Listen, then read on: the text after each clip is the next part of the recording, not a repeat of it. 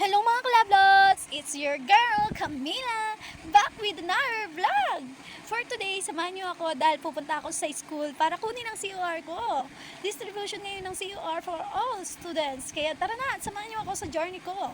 Na-realize ko rin na this is the perfect chance para dumaan sa library at alamin kung paano nga ba ginagawa ang chapter 3 at 4 ng thesis. Naisip ko bigla, bakit kaya hindi ko ito ginawa nung first year pa ako? O diba kung kailan patapos na? OMG! Napakaganda ng library at ang daming libro na pwedeng basahin. Pero kung kailan patapos na talaga ako sa college, saka ko pa gusto pumunta rito palagi para magbasa. O diba? Relate ka ba? Relate na kayo? OMG kanila! Comment nyo naman ang library experience nyo below in the comment. So ayun na nga mga kalablas, papunta na ako sa school and along the way, nakasama ko ang mga kaklase ko na pag-usapan namin ng paparating naming OJT this semester. Nakaka-excite at kabado rin kasi pinag-uusapan namin kung saan hotel kami mag-apply. May mga dream hotels kami na sana ma-applyan and kung meron kayong tips or suggestion, i-share nyo naman dito sa comment section.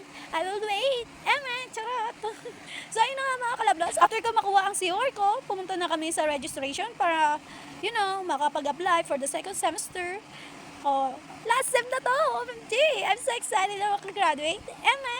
So ayun na nga mga kalablots. Tapos may usapan kami ng mga kagroup ko na pupunta sa library. Pero since busy pa sila sa pila at ako naman, tapos na. Ako at si Daniel na lang ang naunang pumunta. Pagdating namin sa library, hanap agad kami ng mga thesis na may weighted mean, Professor R, at t-test. Dahil meron ganito sa thesis namin. Ang tagal namin naghanap, pero worth it kasi detailed at madaling intindihin ang nakita namin. Since wala pa yung ibang kagroup ko, naisip ko na i-video na lang lahat ng important details para mapanood nila later. As a leader, sobrang hirap minsan kasi iba-ibang perspective at personality ng mga kagroup ko. Pero natutunan ko na ang tiyaga, mahabang pasensya, at maayos na komunikasyon ang susi para magkaintindihan ang lahat. So, ayun, nagpapasalamat ako kay Lord sa lahat ng lesson na natutunan ko.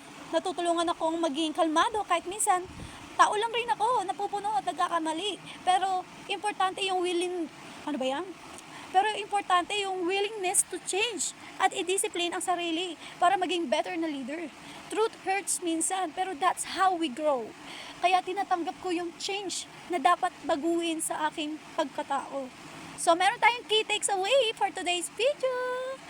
First, maximize every opportunity to learn, lalo na kung may access sa resources tulad ng library. And pangalawa, communication and understanding are key sa teamwork. And last, challenges will shape you. Kaya embrace them! Kung nagustuhan nyo itong vlog, don't forget to like, comment, share, and subscribe.